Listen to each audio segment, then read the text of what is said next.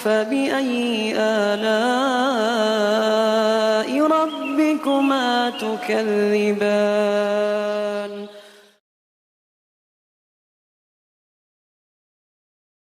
Jazakumullah khairan. Assalamualaikum warahmatullahi wabarakatuh. Alhamdulillah, segala puji bagi Allah, salawat dan salam semoga tercurahkan untuk baginda Nabi kita Muhammad alaihi salatu wassalam, untuk keluarga beliau, untuk istri-istri beliau, untuk putra-putri beliau, dan untuk seluruh sahabat Nabi. Semoga Allah meridhoin kita bersama mereka. Amma ba'd, jamaah rahimakumullah, khususnya teman-teman di Pertamina Bogor ini. Apa namanya? Garut, di Garut kok, di Bogor, di Garut. Di Garut, siang hari ini kita menyempatkan diri untuk berebut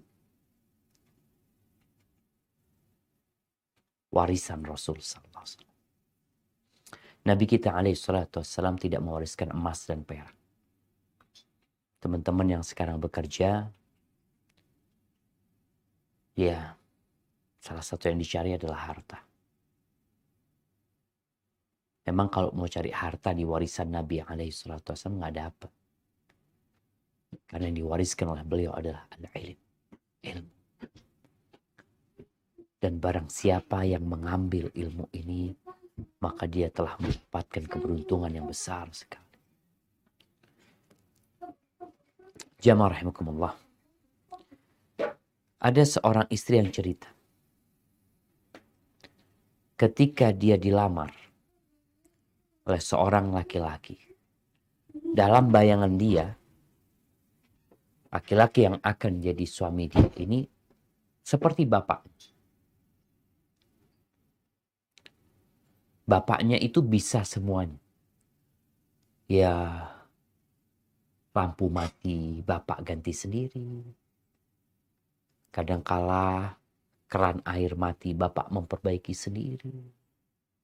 Genteng bocor, Masya Allah. Ini perempuan berpikir suami dia ini bakal seperti bapaknya. Bahkan ayahnya dia ini biasa membantu orang lain. Bahkan dia membantu orang tua, jelas, tetangga, kakak beradik, Masya Allah. Pokoknya sang istri ini melihat bapaknya, Masya Allah. Tapi ternyata setelah dia menikah, suaminya ini biasa diservis. Di rumah dia biasa mendapatkan servis dari semuanya. Suami yang hidup dimanja. Gak bisa kerja. Akhirnya mulai ada ketidaknyamanan gitu. Istri yang berharap mendapatkan suami seperti ayahnya, sedangkan suaminya ternyata biasa mendapatkan servis dari semuanya. Sekarang gimana nih? Suami bayangannya dapat istri yang akan memberikan servis segala-galanya, si istri sebaliknya. Tapi itulah kehidupan rumah tangga. Dan kayaknya itu salah satu bukti bahwa istriku bukan bidadari dan aku bukan malaikat. Jamaah rahimakumullah. Sebelum cerita panjang tentang bagaimana menumbuhkan saling memahami dalam rumah tangga ini, kita perlu cerita masa lalu. Cerita tentang keberadaan kita. Cerita keberadaan Nabi Adam bersama istrinya. Awal manusia. Gimana cerita mereka? Sehingga kemudian kita menjadi anak keturunan mereka. Allah berfirman tentang cerita ini di surat Al-A'raf ayat 189. Nah, silakan dibaca.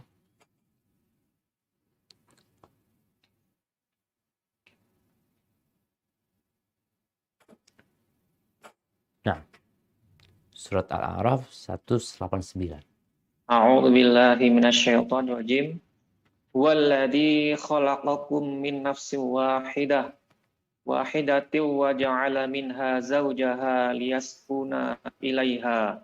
Falamma taghasyaha hamalat hamlan khafifan famarrat bihi.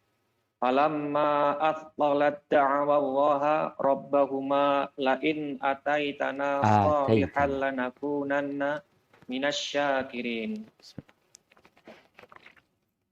Dialah yang menciptakan kamu dari jiwa yang satu, yakni Adam, dan daripadanya dia menciptakan pasangannya, agar dia merasa senang kepadanya. Maka setelah dicampurinya, istrinya mengandung kandungan yang ringan, dan teruslah dia merasa ringan beberapa waktu. Kemudian ketika dia merasa berat, keduanya, yakni suami istri, bermohon kepada Allah, Tuhan mereka, seraya berkata, jika engkau memberi kami anak yang saleh, tentulah kami akan selalu bersyukur. Barakallahu fikum. Nah, Allah menciptakan kita itu dari satu jiwa. Dari Nabi Adam alaihissalam. Kemudian diciptakan pasangannya dari Nabi Adam. Liyaskuna ilayya. Agar senang. Sakinah itu damai, tentrem. Jadi diciptakan Hawa itu dari Adam alaihissalam agar terjadi kesenangan di antara keduanya. Al-Imam Al-Qurtubi rahimahullahu ta'ala dalam tafsirnya, beliau menyebutkan riwayat dari Abdullah bin Abbas radhiyallahu anhu bahwa tatkala Nabi Adam diletakkan di dalam surga sendirian. Surga yang begitu indahnya beliau sendirian. Beliau berjalan-jalan melihat pohon-pohon yang indah, taman-taman yang memukau, yang mengesankan. Tapi beliau merasa kesepian. Ketika beliau tidur, diambil dari tulang rusuk beliau itu, kemudian diciptakan Hawa.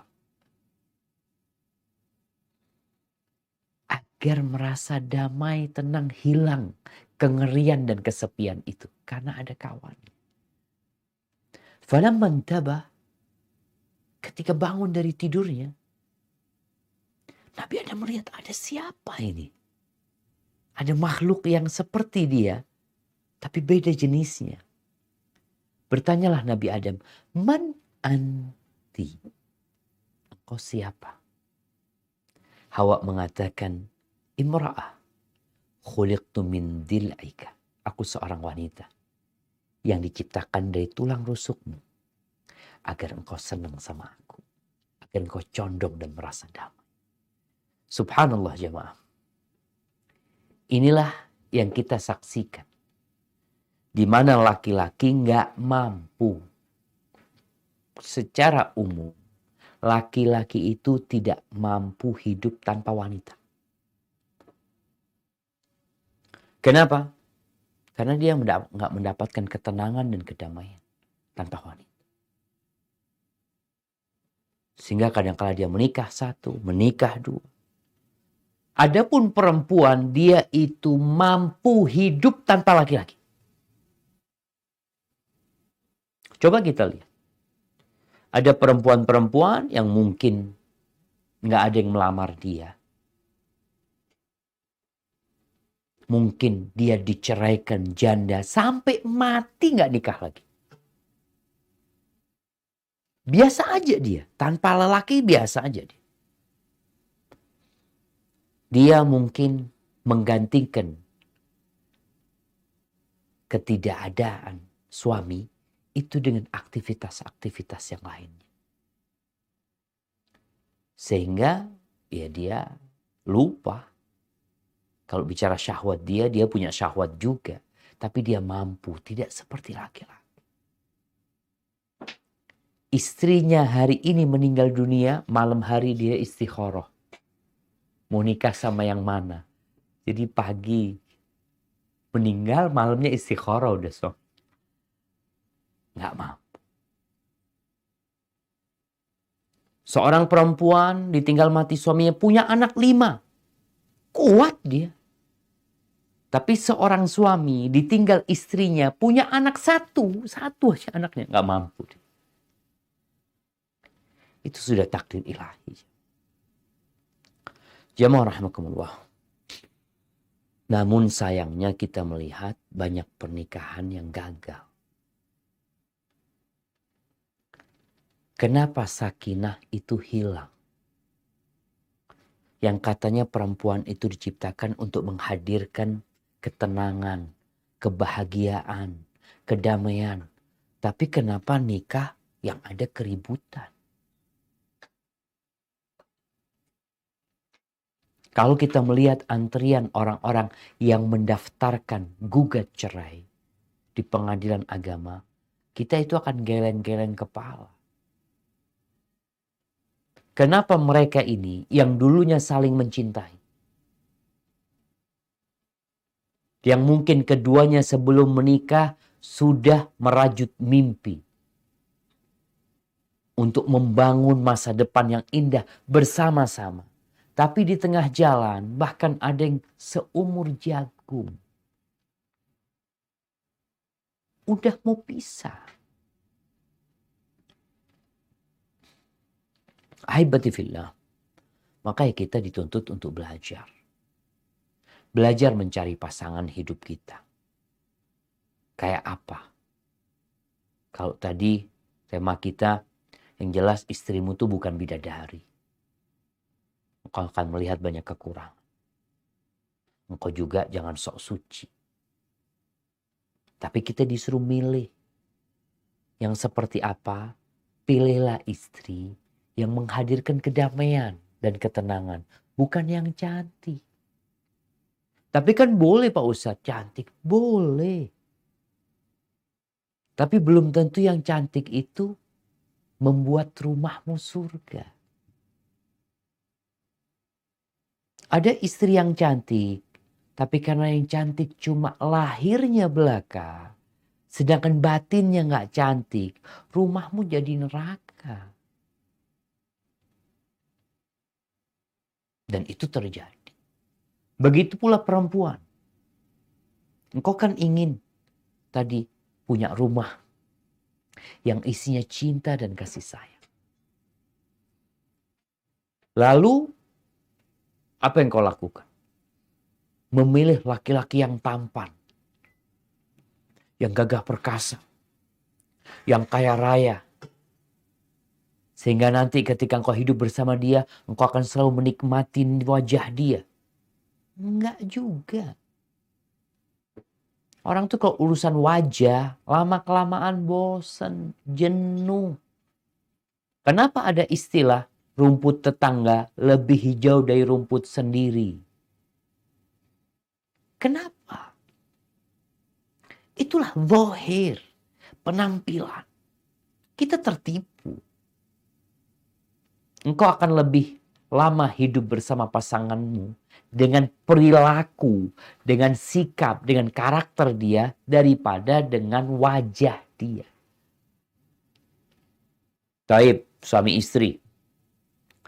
Dalam setiap hari, coba tanyakan kepada suami. Tanyakan sama diri kita sendiri, yang suami, yang ana nih, ana suami. Tanyakan, ana berapa jam memandang wajah istri ana? Pagi jam 7 ngantor.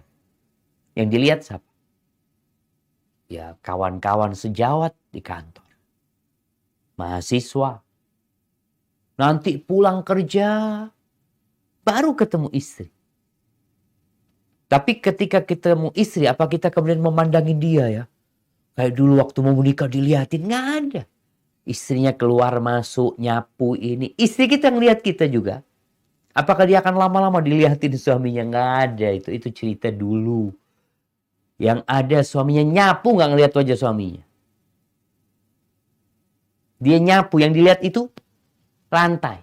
Suaminya di sebelahnya. Dulu sebelum nikah, Masya Allah ya. Dia sampai mimpi-mimpi. Sekarang udah di hadapan dia nggak dilihat. Seperti itu. Cuma kadang-kala kita salah.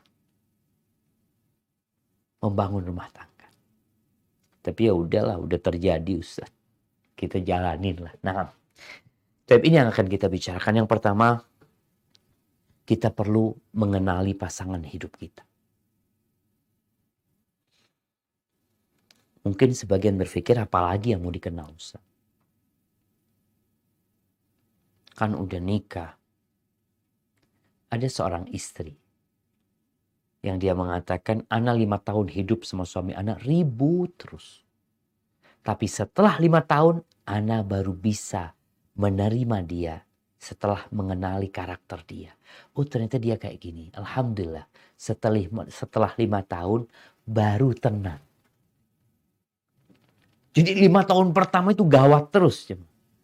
Ya mungkin sebulan pertama itu ya masa-masa indah ya. Setelah itu yang ada keributan. Dia ngomong sampai 5 tahun. Alhamdulillah setelah 5 tahun nih istri mengatakan, alhamdulillah Ustaz sekarang sudah mulai Anda bisa memahami dia, Anda mengenali dia, apa yang dia sukai, apa yang dia tidak sukai, sehingga agak tenang sekarang. Tapi ada yang 15 tahun belum tenang. Apa? Inilah yang perlu dilakukan pertama kali. Mengenali pasangan hidup kita. Apa yang perlu dikenali? Karakter dia. Tabiat dia. Kebiasaannya. Apa hal-hal yang tidak disukai olehnya. Apa perkara-perkara yang tidak boleh dilakukan di depannya. Apa makanan kesukaan. Apa minuman favoritnya. Dan yang lainnya. Karena masih ada perempuan atau laki-laki. Ustaz istri anak kayak gini ya. Antum kan tahu dia kayak gitu. Seorang perempuan mengeluhkan suaminya. Suami anak temperamen Ustaz. Marah. Urusan sandal aja udah marah. Ya, alhamdulillah engkau tahu ternyata urusan sandal bikin dia marah. Sehingga engkau sudah punya cara menghadapi dia. Kita kalau kerja, kadang-kadang kita dikasih tahu, hati-hati bos kita ini paling nggak suka dia melihat ada gelas minuman yang seharusnya di tempat sampah, itu nggak di tempat sampah. Paling nggak suka bos kita. Apakah kemudian kita pulang cerita sama keluarga bos anak itu, ya Allah gara-gara minuman gelas aja nggak dimasukin sampah udah marah-marah. Itu bukan untuk engkau ceritakan. Untuk apa? Untuk disikapi. Berarti nggak boleh ada gelas sampah kecuali ada di sampah. Selesai urusannya. Suami nggak suka dengan makanan pedas. Ya Ustaz, suami anak ini gara-gara makanannya pedas. Aduh, udah nggak mau bertegur sapa sama anak. Ya Allah. Yang kau salahkan siapa? Suami kan? Kau tidak pernah mengatakan, ya Allah aku yang salah. Suamiku nggak suka pedas. Aku tadi lupa ngasih cabai di sana. Jadi harus saling memahami. Suami pun seperti itu. Harus paham kondisi istrinya. Ada suami yang suka menceritakan keluarganya istri. Keburukan keluarganya istri. Buat apa? Ribut yang ada. Bukan engkau memperbaiki keluarga istri dengan engkau menjelek-jelekan keluarga istrimu di hadapan dia. Tapi yang ada, engkau membakar rumahmu sendiri. Kalau memang ingin memberikan nasihat, ya silahkan kasih nasihat.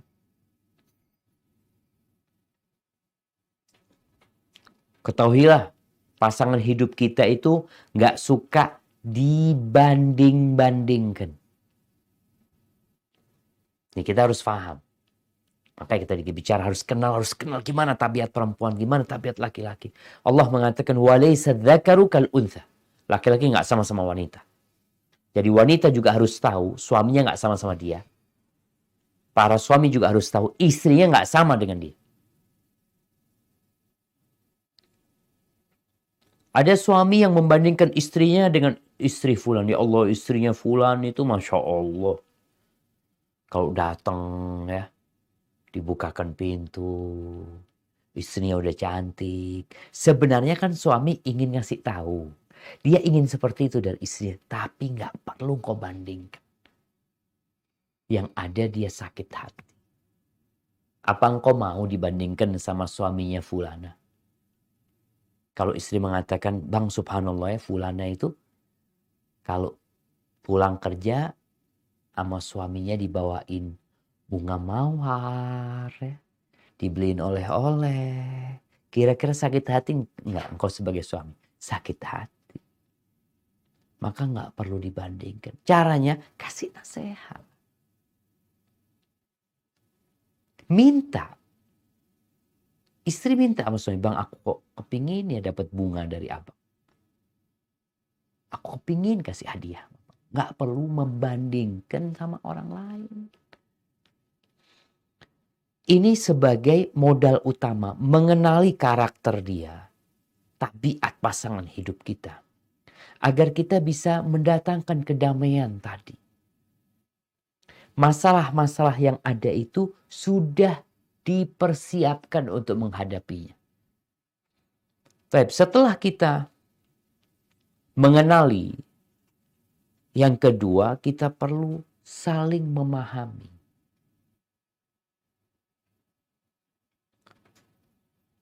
Ya, kekurangan itu bukan untuk diumbar. Kesalahan itu bukan untuk diungkit-ungkit. Tapi kekurangan disempurnakan, kesalahan diperbaiki. Rasulullah Sallallahu Alaihi Wasallam, beliau bersabda, "Istausu bin nisa." Kalian berbuat baiklah kepada para wanita. Fa innal mar'ata khuliqat min dhila. Sesungguhnya wanita itu diciptakan dari tulang rusuk. Wa inna a'waja syai'in fid dhila a'lah. Bagian yang paling bengkok dari tulang rusuk adalah yang paling atas. Fa in dhahabta tuqimuhu kasartahu. Kalau engkau ingin meluruskannya, maka yang terjadi engkau mematahkan. Si Nabi meminta kita untuk memahami tabiat wanita. Setelah diketahui, fahami. Oh kayak gitu? Iya memang dia kayak gitu. Mau dilurusin gak bisa. Mau ganti istri, engkau akan dapatkan istri yang kedua. Sama bengkok. Engkau ceraikan dia, engkau nikah dengan wanita yang ketiga, sama bengkok. Engkau mencari anaknya ustadz, atau lulusan pesantren, atau seorang wanita yang hafal Al-Quranul Karim, sama bengkok. Terus gimana? Yang kau fahami. Maka Nabi menjelaskan, kalau engkau ingin meluruskan dia, patah dia itu. Terus gimana? Wa in taraktahu lam yazal a'waj. Dan kalau engkau biarkan, ya dia tetap bengkok. Karena memang dia bengkok. Terus gimana? Fastausu bin nisa. Nasihatilah para wanita dengan cara yang baik. Jangan kasar sama perempuan. Bagaimana Nabi bersama Aisyah radhiyallahu ta'ala. Ini istrinya Nabi. Aisyah radhiyallahu ta'ala anha. Kalau bicara ilmunya, Aisyah menghafal hadis 2000 lebih. 2000 hadis yang dihafal sama Aisyah. Tapi apakah hadis itu membuat Aisyah tidak bengkok? Tetap. Itu tabiat wanita. Dia putrinya siapa? Putrinya Abu Bakar. Sampai pernah Aisyah itu ditampar sama Abu Bakar radhiyallahu ta'ala anhu. Gak kuat Abu Bakar. Jadi pernah satu saat Aisyah ini lagi naik onta dalam perjalanan sama Nabi SAW. Ontanya Aisyah ini Masya Allah. Kenceng banget. Barang bawaannya ringan. Istri Nabi yang satunya Sofia. Itu ontanya lambat. Mungkin udah tua ya. Terus barang bawaannya berat. Akhirnya Nabi SAW mengatakan, tolong dipindah barang yang ada di ontanya Sofiyah dipindah ke ontanya Aisyah. Yang di ontanya Aisyah pindah ke ontanya Sofiyah. Aisyah marah. Sofiyah ini kan anaknya orang Yahudi. Radhiyallahu ta'ala. Apa kata Aisyah? Hati-hati jangan sampai kalian ini dikalahkan sama anaknya Yahudi itu. Marah Abu Bakar sama Aisyah dengan ucapan. Artinya lagi cemburu Aisyah. Perempuan tetap. Dan Nabi memahaminya. Ini yang kadang-kala para laki-laki nggak bisa memahami. Udah dikasih tahu. Makanya tadi suruh kenalin. Setelah kenal gimana? Ya udah, ambil sikap yang baik. Aisyah pernah teriak-teriak di rumah Nabi SAW, mengangkat suaranya lebih tinggi dari suara Nabi SAW, sampai yang dia di luar rumah dengar. Sampai pernah Abu Bakar lagi lewat, dengar Aisyah ngangkat suaranya. Minta izin Abu Bakar masuk. Ketika masuk, mau digampar itu Aisyah sama Abu Bakar. Tapi sama Nabi dihalang-halang, jangan.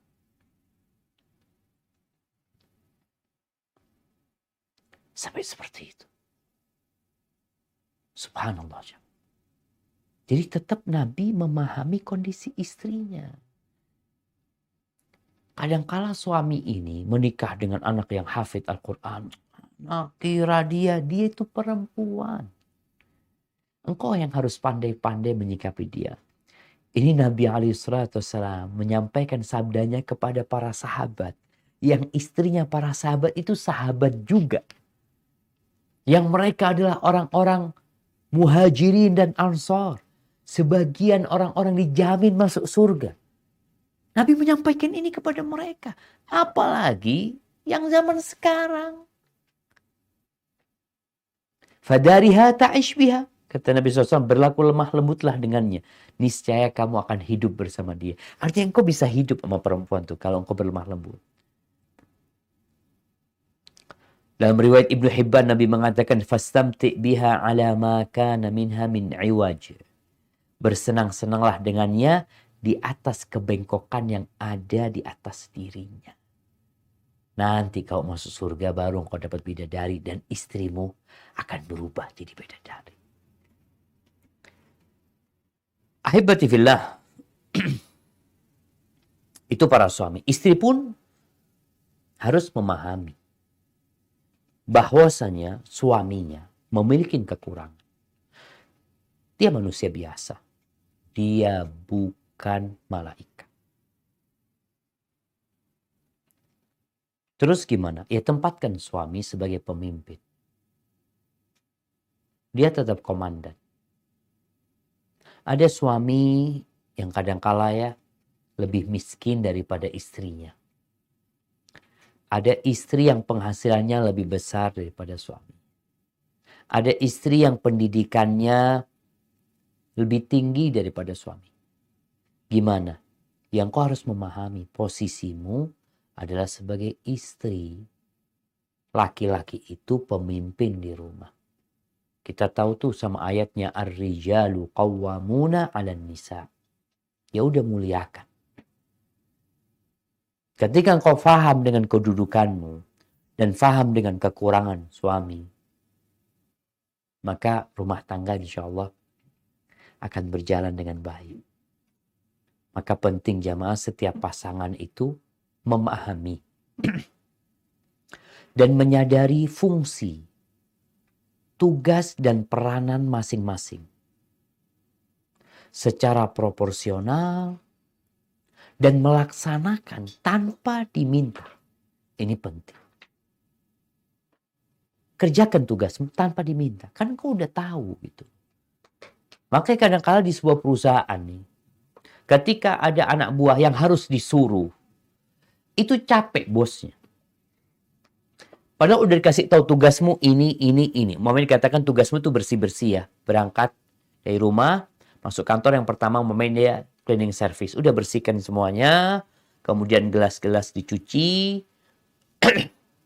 Setelah itu, engkau bikin kopi, bikin teh, udah tahu nih. Gimana kalau nih orang pagi masuk ke kantor duduk-duduk. Bersihin, baru bersihin.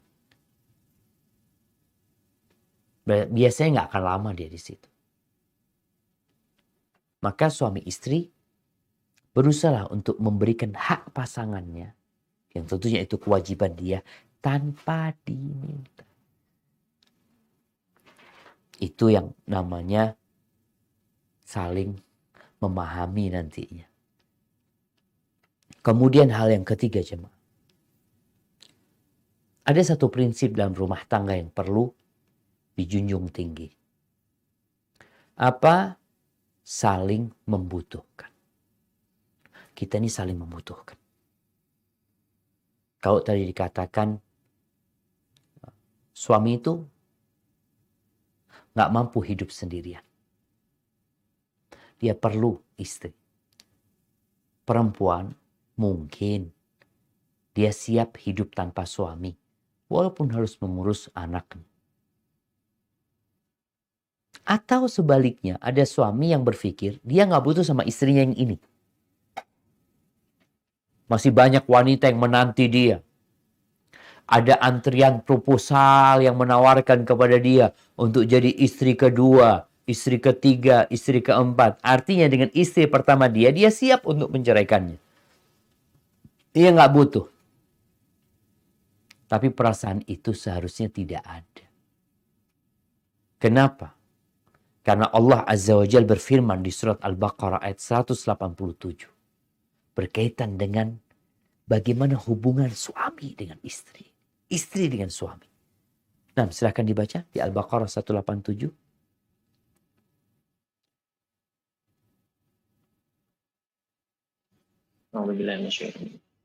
Uhilla lakum lailatas siyamir rafathu ila nisaikum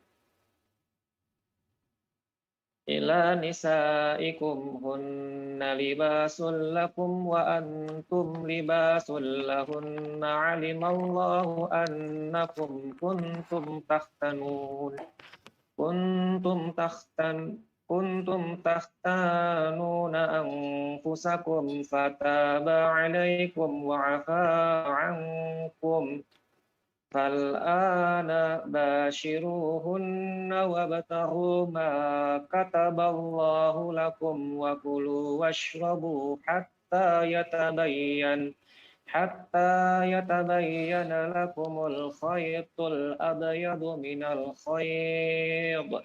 minal khaytil aswadi minal fajri thumma atimmus siyama ilal lail wa la tubashiruhunna wa antum aakifuna fil masajidi tilka hududullah fala taqrabuha kadzalika yubayyinullahu ayatihi linnasi la'allahum yattaqun. Artinya dihalalkan bagimu pada malam hari puasa bercampur dengan istrimu. Mereka adalah pakaian bagimu dan kamu adalah pakaian bagi mereka. Allah mengetahui bahwa kamu tidak dapat menahan dirimu sendiri, tetapi Dia menerima tobatmu dan memaafkanmu. Maka sekarang campurilah mereka dan carilah apa yang telah ditetapkan Allah bagimu. Makan dan minumlah hingga jelas bagimu, yakni perbedaan antara benang putih dan benang hitam, yaitu fajar. Kemudian sempurnakanlah puasa sampai datang malam. Tetapi jangan kamu campuri mereka ketika kamu beriktikaf dalam masjid. Itulah ketentuan Allah, maka janganlah kamu mendekatinya. Demikianlah Allah menerangkan ayat-ayatnya kepada manusia agar mereka bertakwa. Barakallahu fikum. Subhanallah. Ini ayat berkaitan dengan menghubungi istri di malam hari bulan puasa, bulan Ramadan. Yang dulunya nggak boleh. Kemudian diperbolehkan. Dan Allah sebutkan. Hunna libasul lakum wa antum libasul lahum. Perempuan-perempuan itu adalah pakaian untuk kalian. Dan kalian adalah pakaian untuk mereka. Gimana pakaian jemaah? Pakaian ini menutupin aurat. Mungkin di punggung anak ada luka. Mungkin di dada anak ada bekas luka. Siapa yang tahu? Istri anak. Kita pun seperti itu. Mungkin ada kekurangan di tubuh istri kita. Kita tahu. Terus, ya ditutupin. Kekurangan itu bukan untuk diumbar. Ketika ada permasalahan dalam rumah tangga ini, seharusnya diselesaikan tanpa tetangga mendengar. Tanpa orang tua tahu. Karena dari awal engkau sudah tahu, istrimu bukan bidadari, kau bukan malaikat. Dan kita saling membutuhkan. Kalaupun ada yang harus diperbaiki, diperbaiki. Jadi kadangkala ada perempuan, ada masalah di rumah, langsung cerita sama orang tuanya. Suaminya kayak gini, kayak gini. Ya suaminya manusia biasa. Kalau engkau masih bisa menyelesaikan sendiri, memperbaikinya, itu lebih baik. Kenapa? Engkau pakaian buat dia. Dan dia pakaian buat engkau. Tapi ketika ada masalah kemudian keluar, biasanya sulit untuk dipertahankan rumah tangga. Itu pakaian. Menutupin aurat. Pakaian itu juga menghiasi tubuh manusia. Ya harus menyesuaikan. Jadi ketika seorang istri nih, ketika tahu suaminya, umpamanya seorang atasan ya, orang yang dihormatin, public figure, mau tidak mau dia juga harus jaga diri gitu loh. Jangan sampai akhirnya membuat orang-orang mengatakan, tuh istrinya fulan kayak gitu, ternyata jangan, kesian sama suamimu. Itu pakaian. Sang suami juga seperti itu, menyesuaikan dengan istrinya. Kadangkala istrinya ini ya bukan anak pesantren.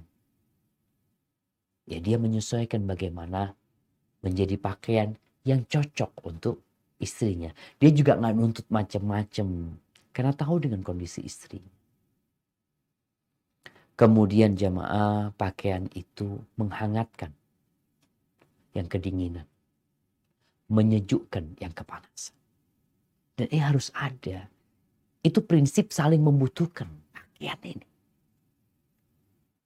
Ketika suami sedang susah, punya masalah, pulang ke rumahnya. Apa tugas pakaian? Yang tadi kita udah bincangkan, dia adalah kebahagiaan suami. Rumahnya adalah ketenangan dan kedamaian. Ketika suami punya masalah di luar rumah, pulang sampai rumah, tolong engkau menjadi pakaian. Bukan menjadi bensin. Yang kemudian membuat keributan di dalam rumah. Rasulullah SAW ketika beliau turun dari Gua Hira, kita ingat kisah itu. Beliau pulang ke rumahnya dalam kondisi ketakutan, cemas, menggigil.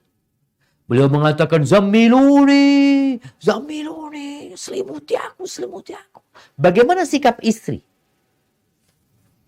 Khadijah nggak tanya macam-macam. Apa yang diinginkan suaminya dia berikan. Dia kasih selimut, dia ditenangkan suaminya. Sampai suaminya sendiri yang bercerita. Kenapa ada suami-suami yang tidak suka curhat sama istrinya? Tolong istri mengkoreksi diri.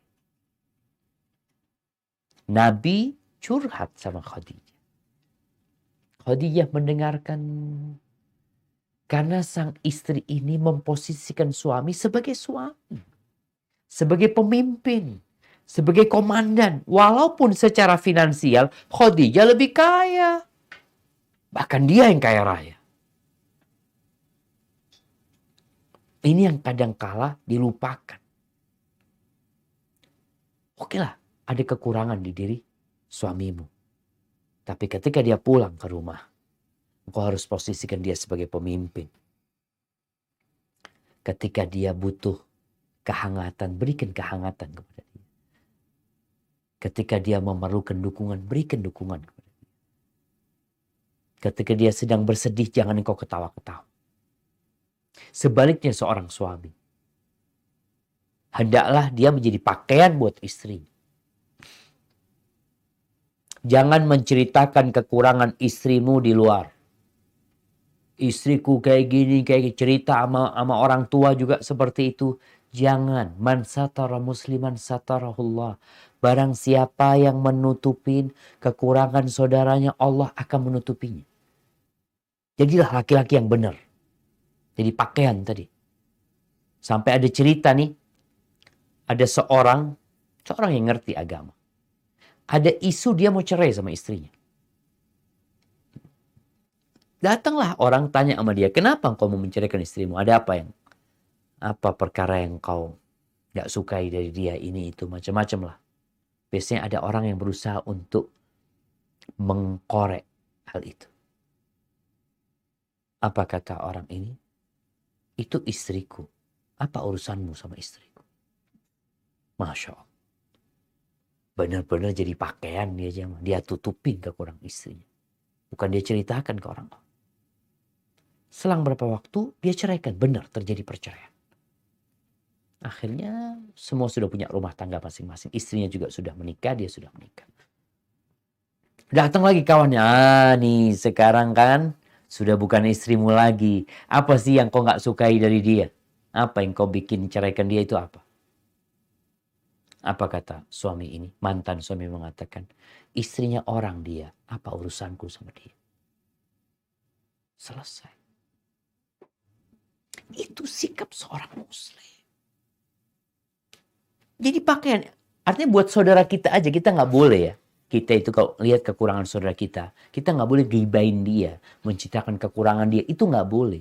Gimana kalau istri kita sendiri atau suami kita sendiri? Maka hendaklah semua memahami prinsip tersebut. Kita saling membutuhkan sebenarnya. Ada sebuah hal yang seharusnya tidak diceritakan, bahkan termasuk dosa besar. Yaitu suami menceritakan masalah ranjang bersama istrinya kepada orang lain.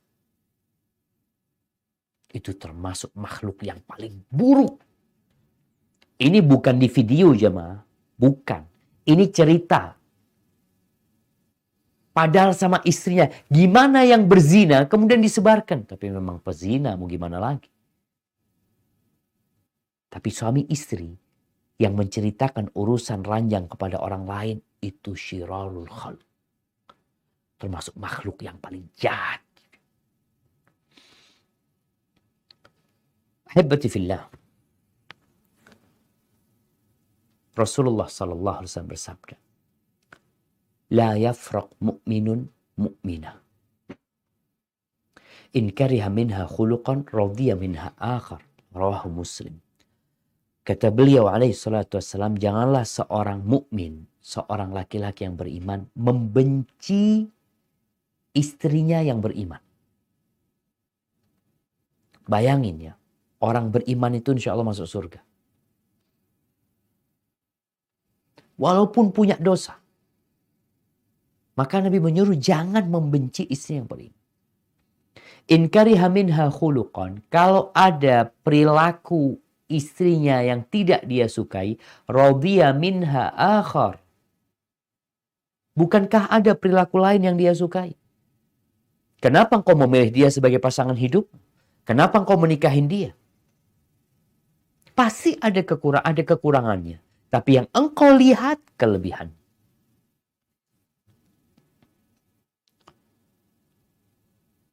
Tak ada gading yang tak retak.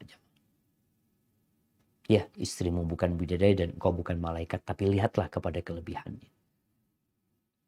Kalau mungkin engkau merasa tidak ada cinta. Ustaz nggak tahu, Ustaz anak kok nggak cinta. Atau istri juga merasa anak hidup sama suami ini, Ustaz. Ya dia baik sih Ustaz. Cuma anak nggak suka aja sama dia. Gimana? Dilanjutkan pernikahan? Atau selamat tinggal? Umar bin Khattab radhiyallahu anhu mengatakan, Fa inna aqal buyut allati tubna 'alal hub. Sedikit rumah tangga yang dibangun di atas cinta. Sedikit. Terus kenapa bisa bertahan? Antum pikir nih yang mungkin sudah tua-tua ya, dia pikir, oh istri anak cinta sama anak. Mungkin kau nggak tahu. Istrimu ini mengamalkan sunnah Nabi. Bohong sama suami nggak apa-apa urusan cinta. Ada kan? Berdusta yang diperbolehkan. Yaitu antara suami istri. Ketika kadang-kala suami tanya, "Dik, engkau cinta nggak sama aku, Dik?" Oh subhanallah. Nggak ada laki-laki lain yang ada di dadaku, Bang. Kecuali engkau. Kalau engkau keluar rumah itu, ya Allah aku rindu kok keluar suamiku. Padahal dia senang kalau suaminya keluar. Tapi dia ingin mengatakan, ya Allah aku sayang engkau. Terus gimana? Ya kesian sama anak-anak. Kadang-kala dia mempertahankan seperti itu. Makanya Umar bin Khattab radhiyallahu anhu mengatakan, fa inna aqallal buyut allati tubna 'alal hub. Sedikit rumah tangga yang dibangun di atas cinta. Tapi orang-orang itu bergaul atas dasar, ya dia sebagai seorang muslim. Dia wajib bertakwa kepada Allah. Melaksanakan kewajibannya. Menunaikan amanah yang ada pada diri dia. Berbuat baik kepada orang lain. Apalagi ini suami. Dia sekedar berbuat baik aja. Tapi kalau bicara cinta kayaknya, aduh enggak, sudah capek ada ngurusin dia. Marah-marah terus. Ada yang seperti itu. Bahkan ada cerita bagaimana seorang perempuan yang suaminya meninggal dunia, kemudian kawannya takziah. Namanya takziah kan bela sungkawa, mendoakan, ya Allah mudah-mudahan kau sabar, ini itu ya. Ya Allah kesian kau ditinggal sama suamimu, hidup sendirian, macam-macam. Kata istrinya, alhamdulillah udah mati dia, aku capek ngurusin dia. Udah mati, alhamdulillah. Iya. Nanti disampaikan di awal bahwasanya perempuan siap dia hidup tanpa suami. Siap. Apalagi kalau suaminya sudah ngerepotin dia. Tapi suami nggak bisa hidup tanpa istri. Maka Nabi menyuruh tadi, lihatlah kepada kelebihannya, jangan lihat kepada kekurangannya. Diperbolehkan berdusta jamaah. Ya konsepnya tadi, tak ada gading yang tak retak nih. Terus gimana kalau tanya, suaminya gimana? Baik, Allah engkau orang yang baik ya, aku benar-benar selalu memuliakan dirimu ya. Padahal dia sebenarnya sudah jenuh gitu. Haibati fillah. Itu sabda Nabi SAW.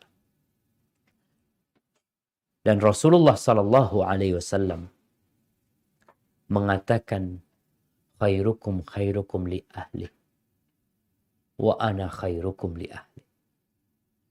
Orang yang terbaik di antara kalian adalah yang paling baik sama keluarganya. Dan aku adalah orang yang paling baik sama keluarga. Jadi kalau bicara siapa sih orang terbaik? Yang paling baik sama keluarganya. Kalau bicara suami, kau kepingin tahu laki-laki itu benar apa enggak, tanya sama istri. Makanya dari dulu Anda sering sampaikan. Dulu kepolisian itu mengeluarkan surat namanya SKKB. Yang sekarang diganti dengan SKCK. SKKB itu surat keterangan kelakuan. Apakah pantas kepolisian mengeluarkan SKKB, surat keterangan kelakuan baik? Ya pantas-pantas aja, asalkan tahu sama orang itu. Tapi dulu waktu Ana mau kuliah ke Madinah, Ana berangkat ke kepolisian minta SKKB.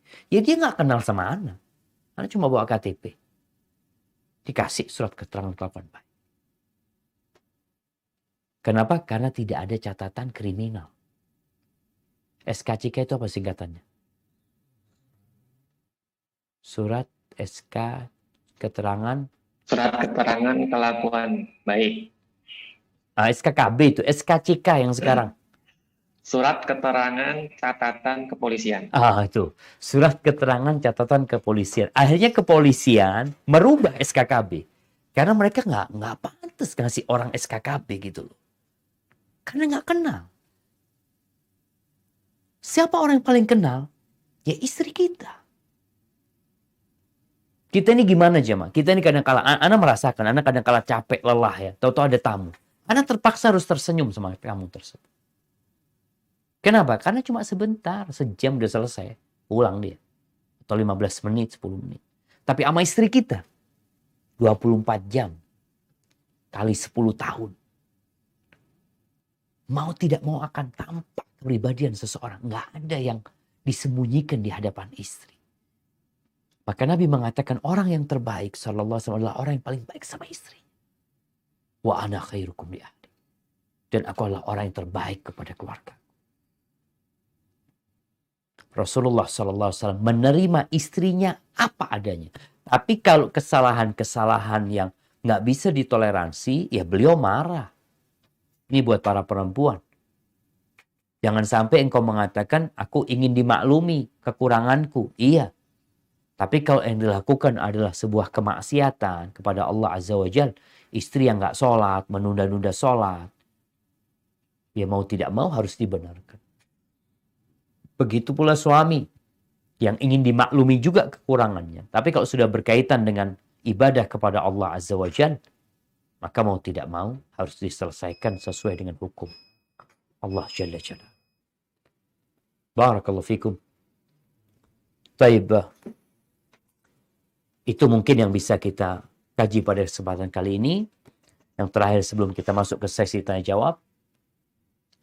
Menghidupin. Nah.